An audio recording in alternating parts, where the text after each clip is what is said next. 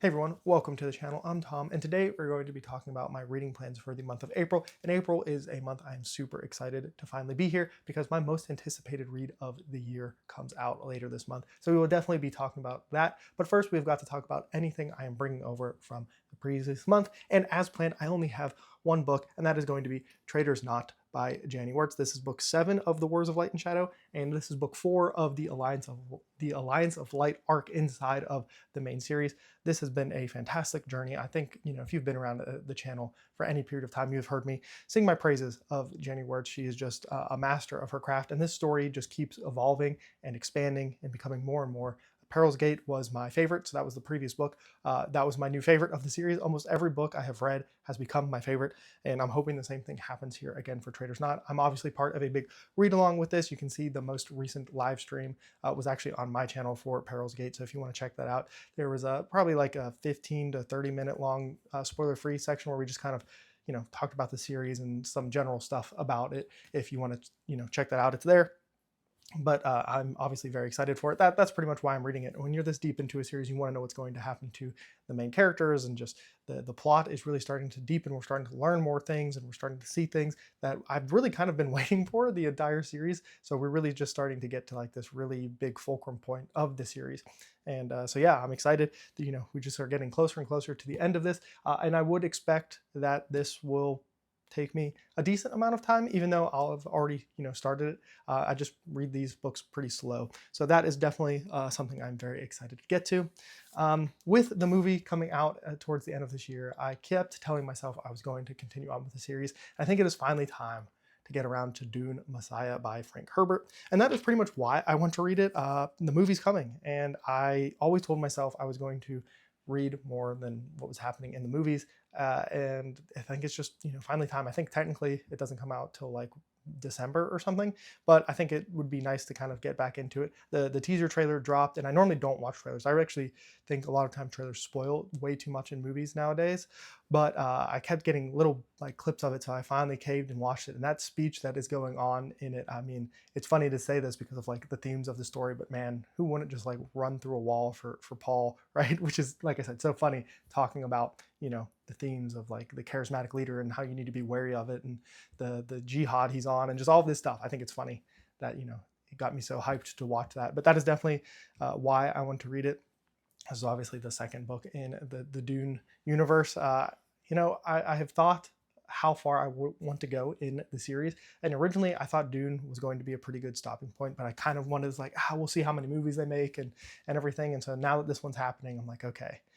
And it's not that I didn't like Dune. I actually really like Dune. It's probably a top 50 book all time for me, but it just felt so nice that I never like felt super compelled to go on. But now I'm kind of getting that drive with the movie coming, and we'll see how far I go on the golden path. If I go all the way, there's an Instagram thing that I keep seeing where this person has read all 23 Dune books, so you don't have to. I wish I knew the name of it off the top of my head, but I don't. But he just like goes into all this lore and stuff. And honestly, the more like there's spoilers, I guess, for the series, but the more I learn about it, the more I want to read the books and experience it for myself. So that is definitely, something that we'll see what happens. I feel like Dune, I think these two, the next, so what, it's Dune Messiah and Children of Dune, I think, are the next two. And they're both pretty short, so maybe I'll kind of read those back to back. But we'll see. We're getting too far ahead in the reading plans now.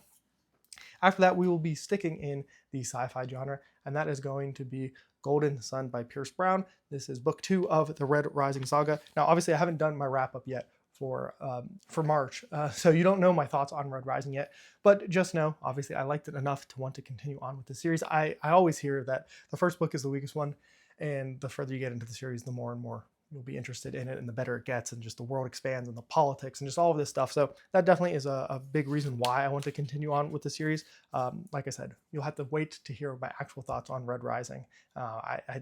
I think it's going to be, I don't know, it's not a funny take, but I think I have some interesting thoughts about it because it's an interesting book, and that's all I'm going to say. But yeah, Golden Sun, I think I can see the scope and the scale that this series could possibly get to, and it sounds like it does just based on the things I hear about the series as we go on. So we'll see. We'll see what happens and how I feel about Golden Sun as we get through it. But that is definitely a big one. I know this is kind of my big series that I started this year, so that is definitely going to be fun.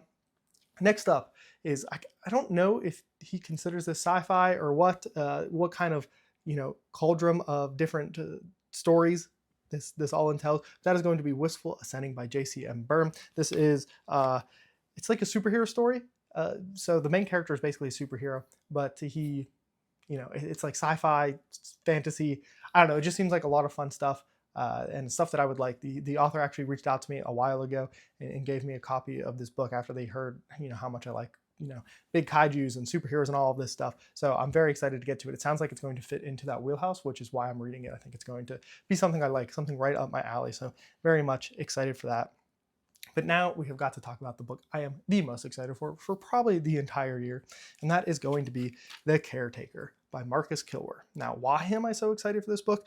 That is because I read We Used to Live Here by the same author last year, and it was one of my favorite books I've ever read. 5 stars, absolutely loved it, and I'm hoping that I can get a similar experience from them again here. I will say, it's another kind of psychological horror thriller mystery kind of thing that it sounds like. The basic premise is somebody needs, I think it's a Facebook ad that they answer for being a caretaker, and it just kind of gets weird from there. And I try to go into these not knowing so much. That's why I tried to change the style of these from going of what these books are about to why I'm personally interested in them. And it's really just because I enjoyed the author's previous work so much. It was, like I said, one of my favorite books from last year, one of my favorite books of all time. And so I'm hoping that this book, it doesn't even have to be as good, but I just have faith that it's going to be similar enough and give me, a good time that I'm very, very excited for it. I almost forgot to mention before I wrap up the video that I will also be continuing on reading the Cohen, the Barbarian short stories. There's a bunch of us doing that right now. You can check out the Discord. There's a channel for it, and there's a bunch of us, reading it. I know Chance is reading it. Jake is reading it. Shay is reading it. I don't know who else is reading it off the top of my head, but I think maybe Christopher Navo is still reading it. And there's a couple more people, but you can definitely, like I said, link in the description, check it out, the Discord.